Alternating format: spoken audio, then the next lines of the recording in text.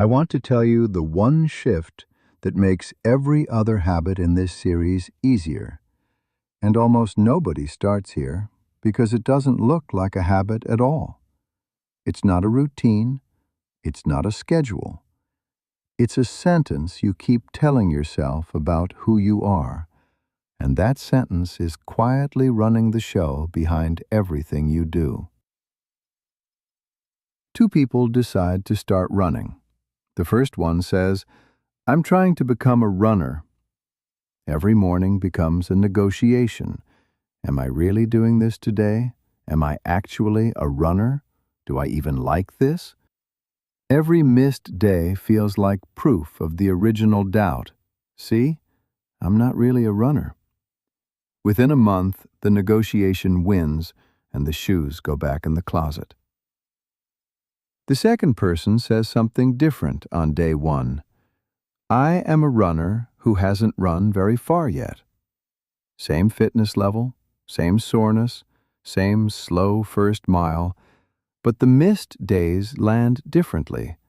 A runner who skipped a day is still a runner. There's no negotiation to win because the identity was never up for a vote in the first place. A year later, one of them is still lacing up. It was never about who had more discipline. It was about which sentence they were arguing from. Here's why this works, and this is the part I most want you to actually absorb because it changes how you should talk to yourself starting today. Most people try to change what they do. Fewer people change who they believe they are. But the brain doesn't organize itself around a to-do list.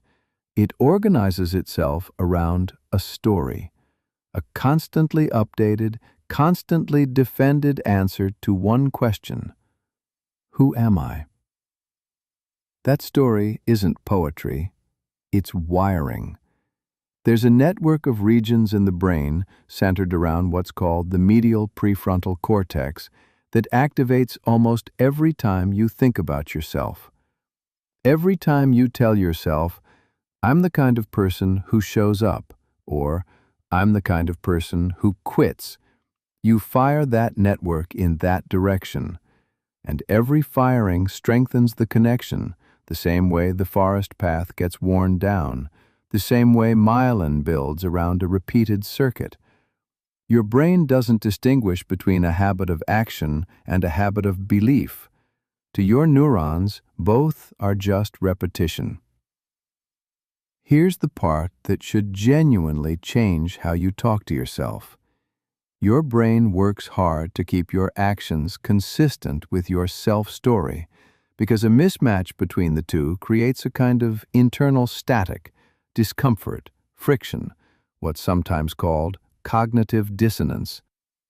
So if the story running underneath says, I'm not a disciplined person, your brain will quietly steer you toward actions that prove that story true, not because you're weak, but because your brain is, in this one specific way, trying to keep its own internal books balanced. Think of identity like a riverbed, carved by years of the same water running the same way. Water doesn't fight the riverbed. It just follows it, every single time, without resistance.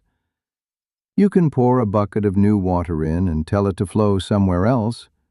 It won't. Not until the channel itself changes shape. So the work was never try harder to act different. The work is to carve a new channel, one small identity-congruent action at a time. Not, I'm trying to exercise. I am someone who trains.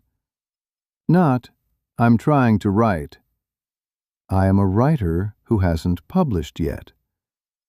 Every time you act from that new line, you fire the network that holds it, and the old network, the one holding the story you're leaving behind, goes quieter from disuse.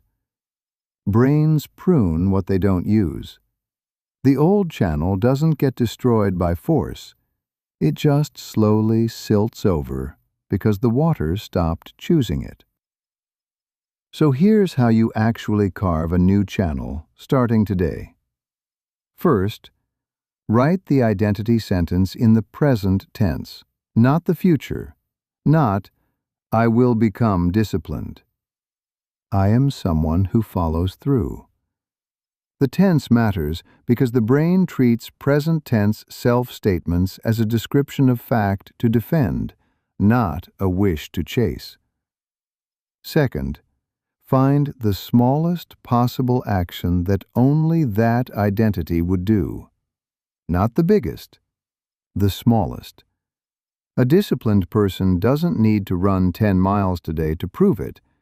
They just need to do the one small thing that an undisciplined person wouldn't have bothered with.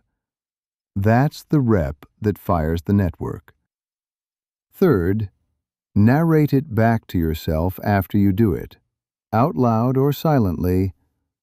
That's the kind of thing I do now. That narration is what closes the loop. It's the moment the action gets filed under the new identity instead of dismissed as a one-off. There's a man who spent 20 years calling himself not a morning person. Every late start, every snoozed alarm got filed as more evidence for a story that had been running since he was a teenager. He didn't fail to become a morning person because mornings are hard.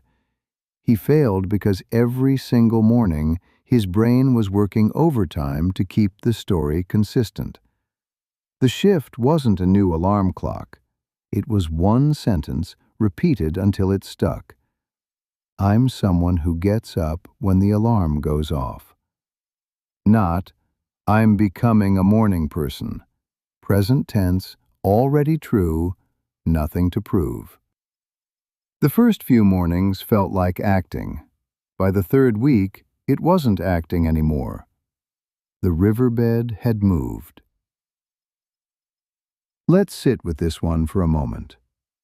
If you can, let your eyes close and let your breathing slow down on its own. Bring to mind the version of yourself you're trying to become, not in some distant future, but as if they already exist right now in this room with you. Notice how they carry themselves. Notice what they don't bother arguing with themselves about anymore because the argument is already settled. Now say silently in the present tense, I am becoming that, and parts of that are already true today. Let that sentence sit in the chest for a moment, without rushing to prove it or defend it. Just let it be the new shape of the riverbed. When you're ready, open your eyes and carry that sentence with you into the next small thing you do today. You don't rise to the level of your goals. You fall to the level of your identity. So change the sentence first. The actions will follow the riverbed wherever it now runs. This is the Notes on Growth. Best of luck. Love, Growth Team.